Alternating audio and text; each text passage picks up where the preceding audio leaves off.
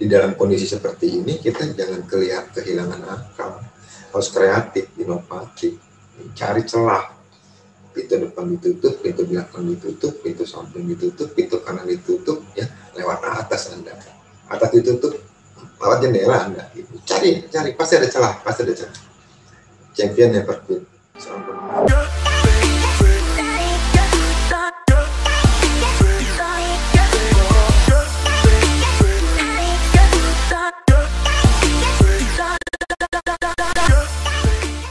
Hari ini mulai diberlakukan PPKM darurat sampai tanggal 20 Juli 2021.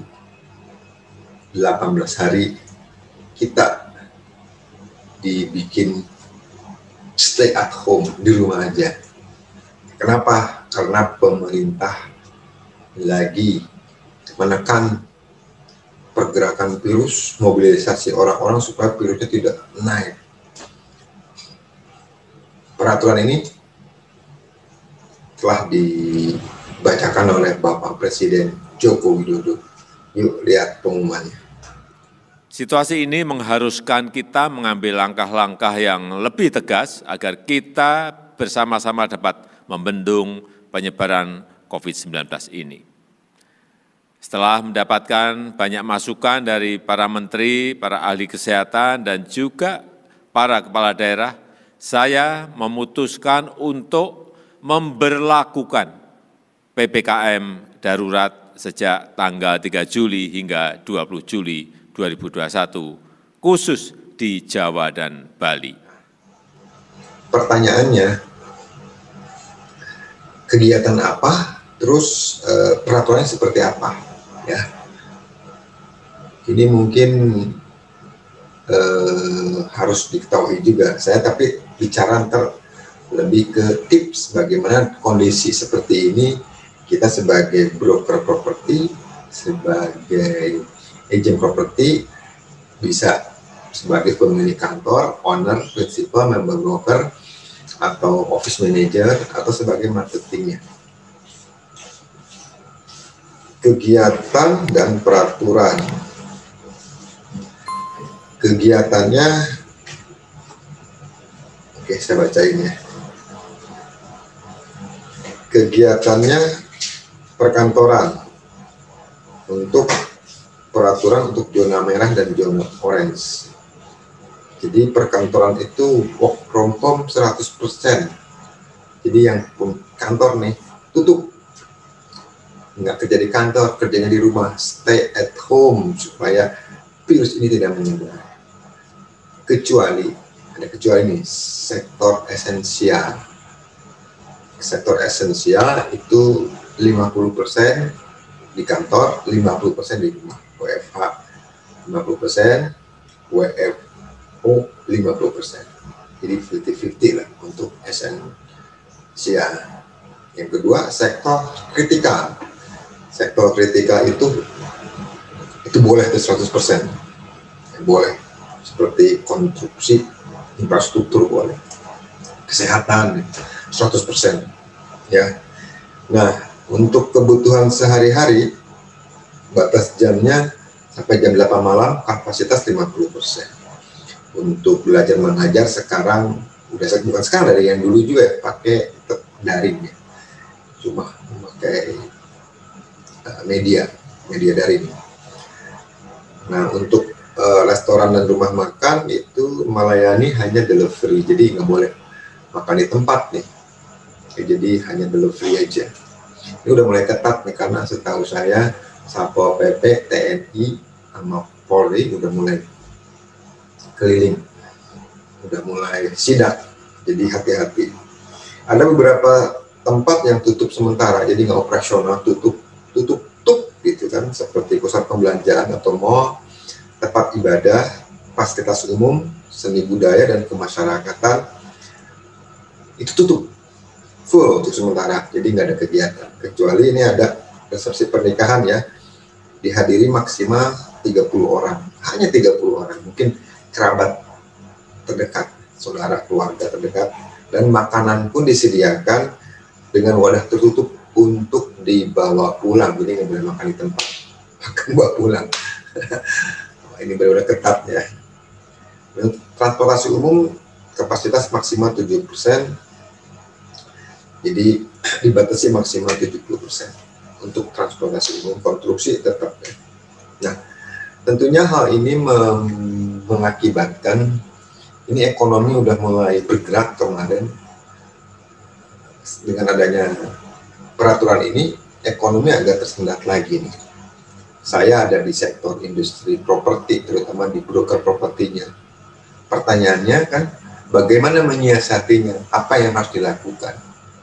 Kalau saya bilang, jangan panik, santai aja, bawa have fun aja, bawa enjoy aja, karena kalau kita ikut panik, kita ikut bingung, ikut sedih, imun kita lemah. Supaya kita kuat, tetap enjoy. Nih, saya berikan beberapa tips menurut saya yang mungkin bisa sharing dengan Anda yang ada di industri properti, terutama di broker properti. Jika ada komen atau ada tanggapan atau ada tambahan, silakan komen di bawah. Ya, ini yang tip pertama dari saya, segera mungkin divaksin. Ya, yang udah divaksin tetap jaga kesehatannya. Yang belum segera mungkin divaksin, karena pemerintah sekarang mempermudah ya. Jadi bisa di lingkungan masing-masing. Dulu hanya untuk DKI, dulu hanya untuk umur di atas 60 tahun, sekarang udah hampir semua lapisan masyarakat dan hampir semua puskesmas. Dan stok vaksin itu datang terus, jadi nggak bakal habis. Jadi targetnya 175 juta, mudah-mudahan bisa segera tercapai. Jadi vaksin, daftar di tempat ini penuh atau memang nggak ada, cari tempat lain. Banyak kok, nggak harus misalnya harus di DKI sekarang udah bisa di mana aja. Jadi pemerintah pengen cepet, ayo divaksin. Ya, jangan berpikir vaksin ini, vaksin itu, vaksinnya udah demi kesehatan, segera divaksin. Ya, jadi tip pertama segera divaksin, dan sekali lagi juga saya bilang memakai protokol kesehatan. Apa yang dianjurkan pemerintah seperti pakai masker kemanapun, malas kan harus 2 lapis namanya, sering cuci tangan, bawa hand sanitizer, cuci bersih karena bisa menular dari tangan, terus menjaga jarak, jangan dekat-dekat lah, jaga jarak 1 meter, kalau bisa 2 meter, terus meminimalisasi mobilisasi, jangan banyak keliling-keliling lah, keluar kemana nggak usah lah, di rumah dulu saat ini untuk 18 hari ke depan ya. Terus meminimkan untuk kumpul-kumpul, jangan dulu ntar makan, buka masker. Wah, sekarang virusnya ada varian baru, virus Delta dari India, katanya bisa lebih cepat nyebar, itu yang berbahaya. Jadi saran saya, vaksinasi segera mungkin, memakai protokol kesehatan apa yang dianjurkan pemerintah. Ya, jika memang Anda kena, memang Anda ada gejala-gejala, udah di rumah aja, isoman aja, isolasi mandiri sendiri aja.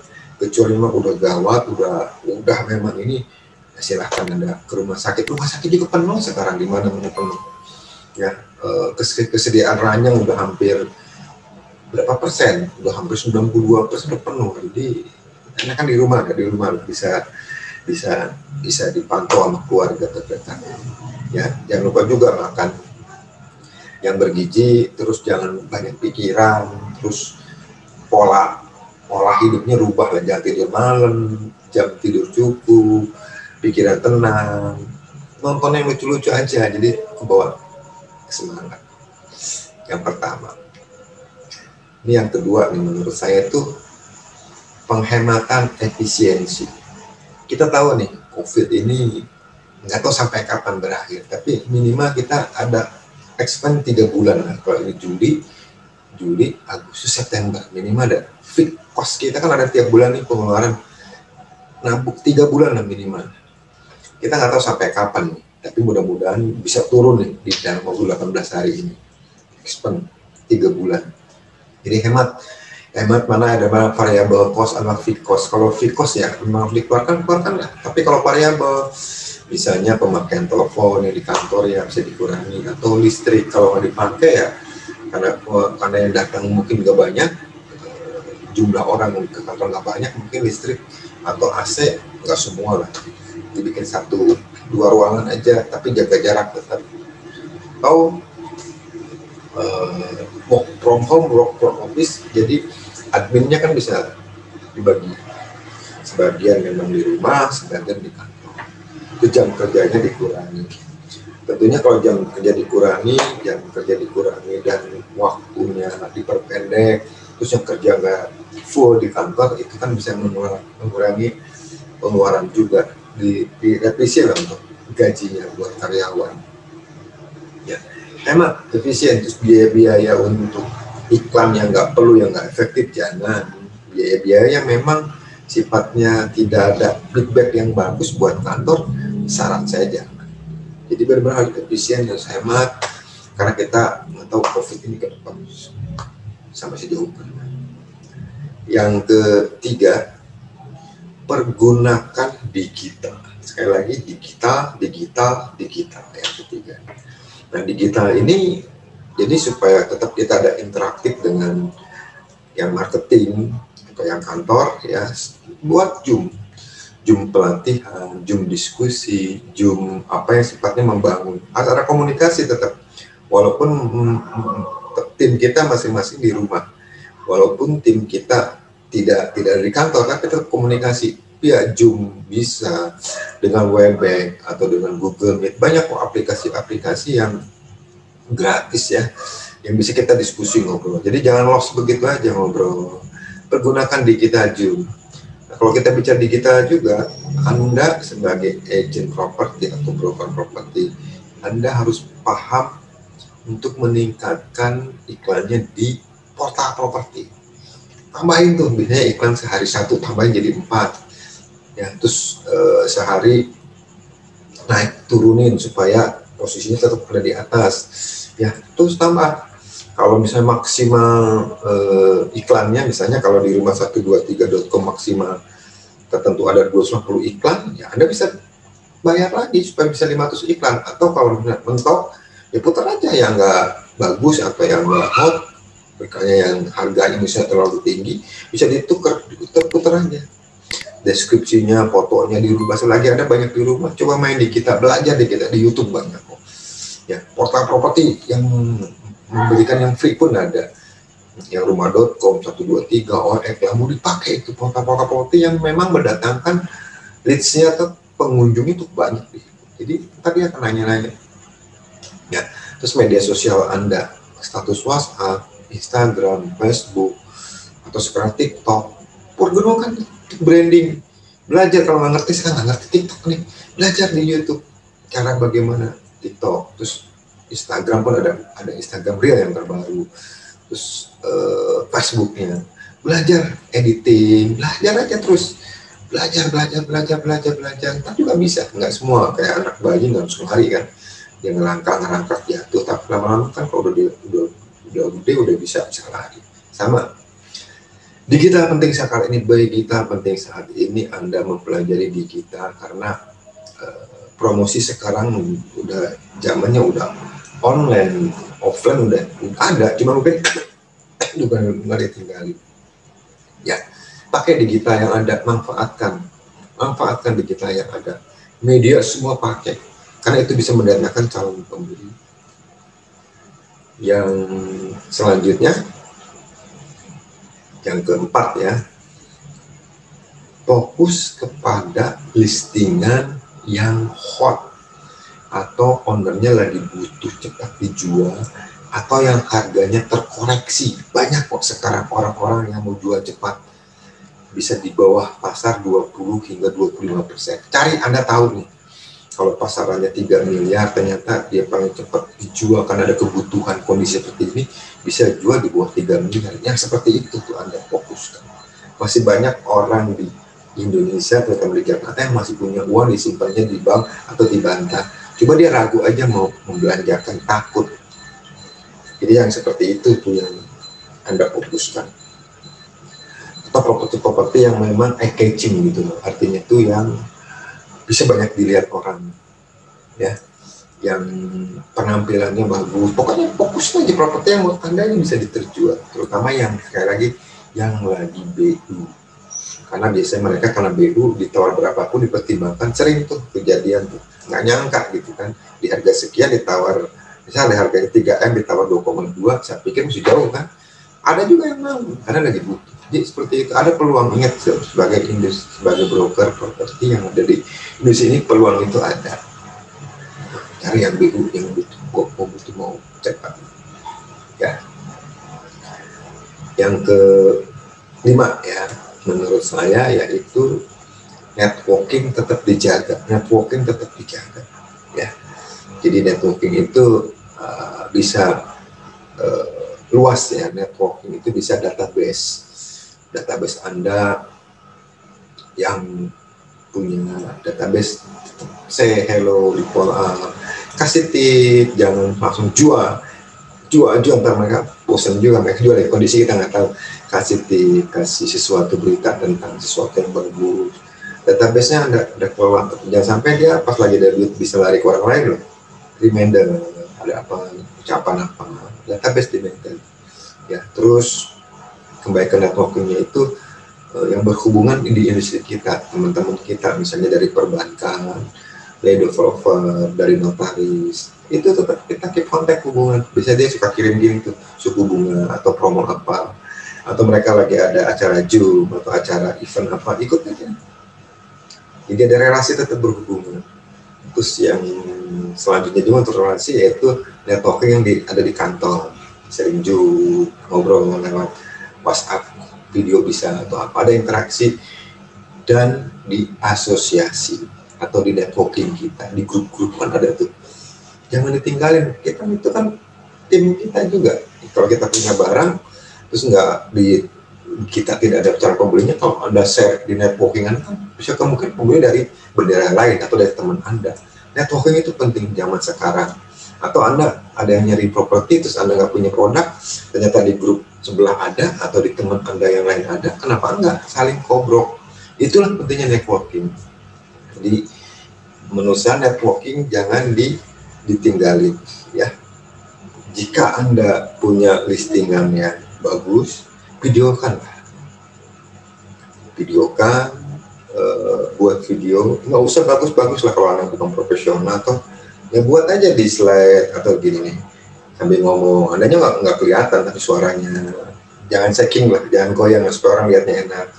Terus simpan di satu-satuin, dikasih teks, itu juga banyak kok aplikasi yang mudah gitu, seperti InShoot, ada Viva Video, ada Filmorago, banyak kan, Master, banyak ya. Coba membuat ya, enggak harus profesional, tapi lama-lama kalau sering itu kan bagus. Atau foto-foto gabungin dibikin slide-slide, itu kan zaman sekarang orang takut keluar, takut ini bisa Anda kirim aja itu ke digital lagi ya, dibikin seperti itu. Jadi di dalam kondisi seperti ini kita jangan kehilangan akal, harus kreatif, inovatif, cari celah. Pintu depan ditutup, pintu belakang ditutup, pintu samping ditutup, pintu kanan ditutup ya, lewat atas Anda. Atas ditutup, lewat jendela Anda. Gitu. Cari, pasti ada celah. Champion never quit. Seorang pemenang, seorang broker sukses cari celah. Kondisi saat ini sebenarnya banyak peluang. Nah, saya selama 18 hari ke depan mungkin juga sama akan belajar. Saya cari celah di mana nih. Jangan diam terus meratapi, tapi terus untuk gerak. Ya. Karena pemerintah ini lagi berusaha untuk menurunkan pandemi ini supaya terpapar berkurang dan kita kebantu. Caranya gimana? Caranya di rumah. Kalau nggak penting jangan keluar. Caranya bagaimana? Jangan menularkan. Kasihan. Ya, Anda sehat tapi Anda OTG, terus teman Anda yang komorbid kan bisa lahir. Ya, jadi bantulah pemerintah. Dari siapa? Ya kita. Harus dari kita dulu, dari lingkungan terkecil, dari keluarga, kantor, baru semua RT RW kita bantu pemerintah supaya COVID ini cepat berlalu. Ya, itu tip dari saya. Jika ada komentar atau masukan atau usulan apapun, silakan. Ini kita bawa santai aja. Ini kan pemikiran saya yang merasa di 18 hari ke depan, 18 hari ya, hampir 3 minggu ya, kita di lockdown sementara atau PPKM darurat. Semoga negara plus 62 tidak bandel, dilarang tetap aja gitu. Bahwa COVID itu nyata ada. Karena teman saya beberapa, bukan teman ya, orang-orang yang saya kenal yang mungkin yang udah tua atau apa, beberapa ya, udah game over. Ingat nggak mengenal umur loh sekarang, dulu yang game over tuh umuran 50 tahun sampai 60 tahun, sekarang anak muda juga yang kena game over.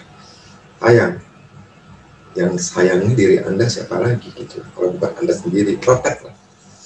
Tapi jangan parno, jangan terlalu banyak lihat berita-berita yang bikin kita nggak takut, jangan hal-hal yang membuat imun kita drop. Sehat tadi saya bilang, happy aja udah, buat hidup ini makin hidup. Itu aja mungkin dari saya. Buat teman-teman, jangan lupa di like, di share, sama di subscribe. Terima kasih. Salam sehat, salam properti.